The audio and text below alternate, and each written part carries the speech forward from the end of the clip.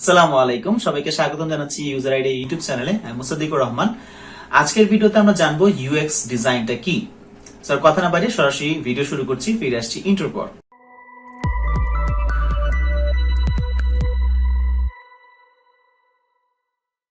What is UX design?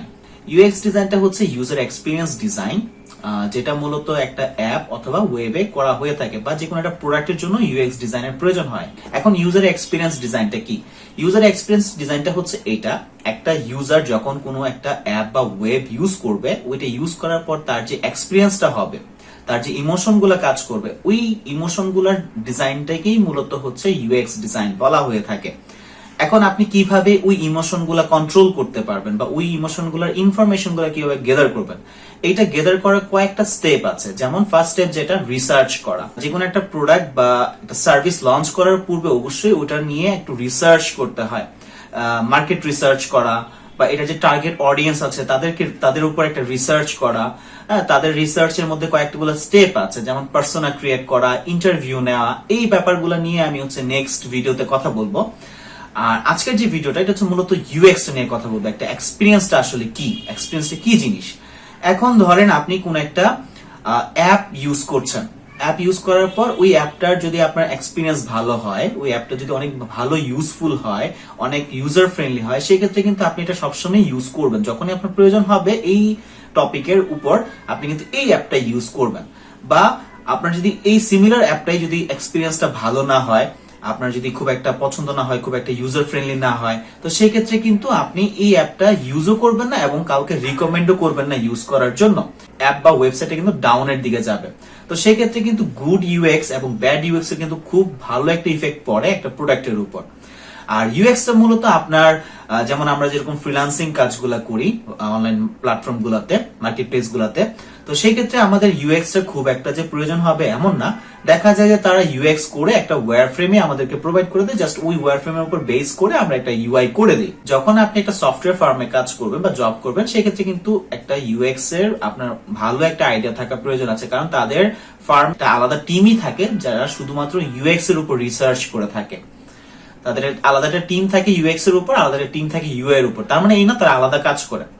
এখন কিছু basic, যাতে আপনারা বুঝতে পারেন, এরকম কিছু বেসিক আমি এক্সাম্পল দেখাবো এখন, যে এক্সাম্পল গুলো আসলে ব্যাড এক্সপিরিয়েন্স এর এক্সাম্পল। এটা জাস্ট আমি রেগুলার লাইফ থেকে নিয়ে দেখাচ্ছি যাতে আপনাদের এই ব্যাপারগুলো বুঝতে ইজি হয়।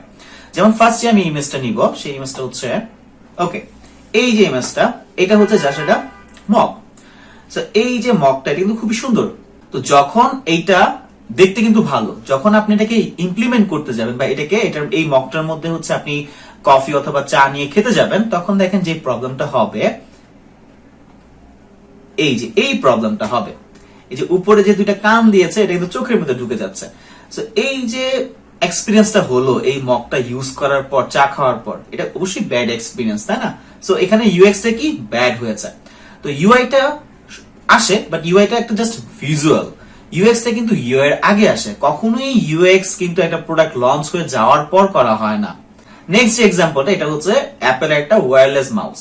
তো সেই ক্ষেত্রে দেখেন এইটার তারা হচ্ছে চার্জেবল দিয়েছে, যে এটার ব্যাটারি চেঞ্জ করার কোনো প্রয়োজন নাই, চার্জ দিলেই হয়ে যাবে। সাপোজ ধরেন আপনি এই মাউসটা দিয়ে একটা কাজ করছেন, একটা আর্জেন্ট একটা কাজ করছেন, যেটা হচ্ছে আপনার উইদিন 1 আওয়ারের মধ্যে ডেলিভারি করতে হবে। ধরেন ওই কাজ করার মাঝখানে আপনার চার্জটা শেষ হয়ে গেল, তো সেই ক্ষেত্রে ব্যাটারি তো চেঞ্জেবল না, এটা হচ্ছে চার্জেবল। তো সেই ক্ষেত্রে আপনি এটাকে চার্জে দিলেন। চার্জটা কোথায় দিয়েছে তারা? একদম মাউসের নিচে। তো যখন আপনি এটা চার্জ দিবেন, তখন কিন্তু চার্জ দেওয়ার পর এটাকে ইউজ করতে পারবেন না, কারণ চার্জারটা হচ্ছে নিচে। যদি তারা সামনে পেছনে দিয়ে দিত বা ডানে বামে দিয়ে দিত, তাহলে কিন্তু আপনি চার্জে ইনপুট করার পরও এটা ইউজ করতে পারতেন। সো এটা কি? এটা একটা ব্যাড এক্সপিরিয়েন্স বা একটা ব্যাড ইউএক্স, তাই না? সো এই ব্যাপারগুলাই হচ্ছে মূলত ইউএক্স এর কাজটা। ইউএক্স টা মূলত হচ্ছে একটা ইউজার, তাকে কিভাবে সন্তুষ্ট করা যায়, তাকে কিভাবে ইমপ্রেস করা যায়, সে কিভাবে অনেক ইজিলি এই সার্ভিসগুলা পেতে পারে, এই ব্যাপারগুলা ডিজাইন করাটাই হচ্ছে মূলত ইউএক্স ডিজাইনারের কাজ।